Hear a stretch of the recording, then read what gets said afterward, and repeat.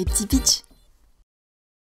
Salut à tous et bienvenue dans les petits pitchs. Aujourd'hui on se retrouve pour parler de Tournoi d'Avalon. C'est l'extension de Tournoi de Camelot, mais c'est un stand-alone, donc vous pouvez totalement y jouer tout seul. Je vous invite tout de même à aller regarder le petit pitch de Tournoi de Camelot et c'est parti. C'est un jeu de pli, de ruse et de tournoi, ça se joue de 3 à 6 joueurs, une partie dure environ 45 minutes et c'est pour les 14 ans et plus. Le contexte. Avalon, dans la légende arthurienne, c'est une île entourée de brume avec une immense montagne au centre. Voilà, la reine c'est la fée Morgane, donc la sœur du roi Arthur. Famille de tarés. C'est là que réside la dame du lac, un certain nombre de fées, sorcières, magiciennes.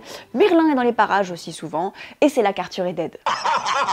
C'est grosso modo le cast de Camelot en version magique et féministe, abat le patriarcat. Bien, bravo. Comme à Camelot, le dimanche, eux, ils brunchent pas, ils préfèrent faire des tournois à mort pour montrer leur valeur à la reine. Et parce qu'elle se fait chier. Le but du jeu, être le héros ou l'héroïne avec le plus de points de vie à la fin de la partie. Ça a l'air sympa. On est toujours sur un jeu de pli dans lequel il ne faut pas faire de pli. Chaque carte que vous ramassez vous inflige des blessures. Et on ne veut pas être blessé dans la vie. C'est la plus petite valeur qui perd le combat et ramasse donc toutes les cartes, sauf exception.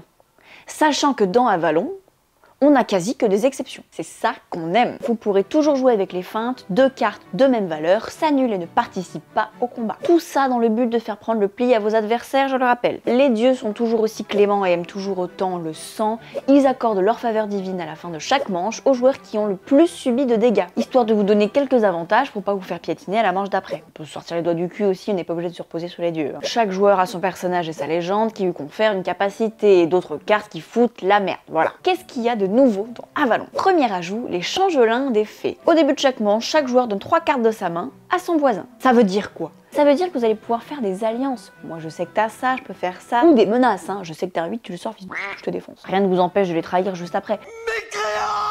Et dans un jeu de pli, connaître les cartes des autres, c'est un énorme avantage. Déjà avec ça, c'est pas le même jeu. Dans Avalon, vous pouvez jouer de l'alchimie quand vous voulez. Vous pouvez même ouvrir un pli à l'alchimie si vous avez d'autres choses. Toutes les cartes dans un pli ouvert à l'alchimie sont considérées comme valides. Les cartes lieux, donc la nouveauté totale, elles arrivent avec le personnage Nimue, donc c'est la dame du lac, mais elle se fait appeler Nimue, Viviane, Claude. Et en combinant les 2 boîtes, vous pourrez jouer jusqu'à 8 joueurs avec la variante chaos absolu. On accueille une petite mort subite. La phase de combat s'achève lorsqu'un des joueurs n'a plus d'armes en main. On ne lance pas des cailloux sur quelqu'un qui est en slip, ça ne se fait pas. En parlant de cartes, évidemment qu'il y a plein de nouveautés, très stylé. Les cartes armes spéciales. Les brumes d'Avalon défaussent la carte la plus faible du combat. Hop, c'est la brume. Pas vu, pas pris. Je disparais. La fée Morgane, qui n'est pas là que pour regarder, elle inverse le sens du pli. Voilà, c'est la carte la plus forte qui perd le combat. Je vous ai dit, elle se fait chier. Très rigolo à jouer, moins marrant à récupérer, elle vous inflige 25 blessures. Son apprenti aussi est fourbasse, elle prend la valeur que vous voulez, donc ça c'est très rigolo pour faire des feintes. Et lorsque vous la ramassez, vous prenez 10 blessures.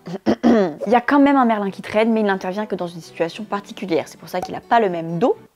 Tu es où, Merlin? Merlin! J'ai perdu Merlin. Et évidemment, de nouvelles cartes faveur divine avec des effets tous plus déjantés les uns que les autres. Un casting aux petits oignons, ils ont chacun leur légende et leurs pouvoirs vont interagir avec les cartes et entre eux. Le niveau de sournoiserie est monté d'un cran. Vos cartes de points de vie sont les mêmes, vous passez de vaillant à mutilé, passant par l'espoir puis la mort. Lorsqu'un joueur arrive à 0, ça arrête la partie. On ne tape pas sur les morts. C'est pas cool. Quoi, c'est pas cool? Voilà globalement le jeu. Il y a quasi pas un pli qui se passe tranquille. Il y a forcément quelqu'un qui vient foutre la merde. C'est ça que j'adore. C'est fun, c'est malin. Le temps passe très vite, on se marre. Voilà, c'est tout pour Tournoi d'Avalon. J'espère que ça vous a plu. Si vous voulez tenter de remporter un exemplaire, ça se passe dans les commentaires. Toutes les conditions sont rappelées dans la description. En tout cas, j'espère que ça vous a plu et que ça vous aura peut-être donné envie de tester le jeu.